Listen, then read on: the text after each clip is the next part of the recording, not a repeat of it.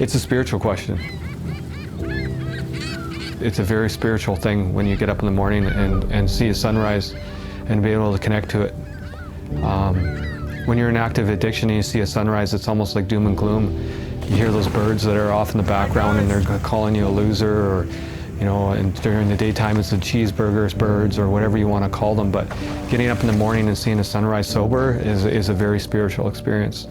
And seeing it from the water is another added part of that. That's I can only explain it by being its absolute beauty. My name is Mike Merrick, and currently I'm a deckhand for Stormaway Towing, and I've been clean for 6 years, 4 months. Our company is Stormaway Towing, services from Seashelt all the way to Kitimat. Yeah, so if you look at the BC coast, it's crazy. Some of the inlets go into the coast 200 kilometers. And there's all these little inlets all along the coast. And in each inlet, there's First Nations communities, there's logging communities, and there's fishing communities for tourism. And we supply all those inlets and coastal communities with the groceries, fuel, and equipment that they need to survive, because there's no roads accessing these communities. I particularly like working with First Nations communities, you know, supplying the fuel that they need for their generators, supplying them with the food that they need. Working with the First Nations people like I did in the past, it's always a little bit more gratifying being able to deliver those needed supplies that they need to survive. Yeah, so when I got into the All My Relations program, I was introduced to the sweat lodge. 6 days sober, I was in a sweat lodge, and I learned how to pray. So through those ceremonies and being able to get in touch with something that was greater than myself, I started getting my confidence back. I started growing as a person, and I eventually started to become able to love myself. With loving myself, I gained self-confidence. I was able to do things that I thought were impossible, like going back to school.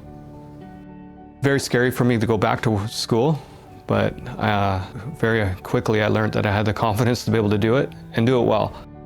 I got hired on some tugboats and started my deckhand career, which I love very much. And I'm looking forward to going back to school to get my 60-ton captain's ticket next year, which opens up a whole bunch of possibilities for me on the water. My goal in the marine industry is to become a captain. The hard part, I'm going to first of all say the hard part about being on the water is being away from the wife and, you know, my kid. That part's always hard. The part that makes it a little bit easier is getting up to the sunsets, getting up to see porpoises every morning, or seeing the, you know, whales and seeing the beautiful untouched scenery that BC has. That part makes it a little bit easier being away for 2 weeks at a time.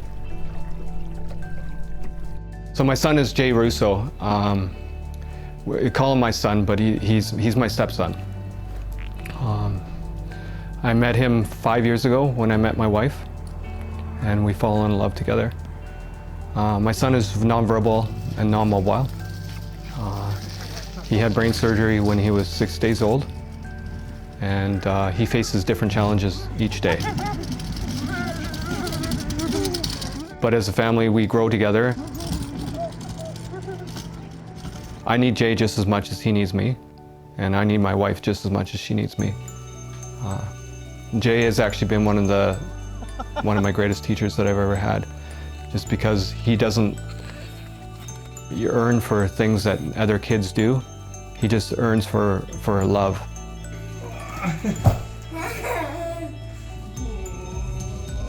Where'd it go?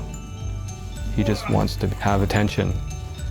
So sometimes that grounds me back to not being stuck in that material world. So as much as we do work with Jay, he does a lot of work on me as well. Hey, Jack, good job. The boy decided he would try to catch the star that was getting up very early in the morning. 2, 3. So thinking back to my active addiction, not even able to plan for the next day, just being able to basically plan for the next time I was going to use. There was no plan for tomorrow. It was just how I was going to numb myself out to get to the next day. I didn't want to die, but I also didn't want to live. Today's a different story for me. I share my life with my wife, my child, and I go to work with a sense of purpose. I feel like each day is just a gift. I really, truly believe that every day that I'm alive, I'm a gift. It's a gift. I get tingles just thinking about it. I literally have goosebumps right now. Yeah.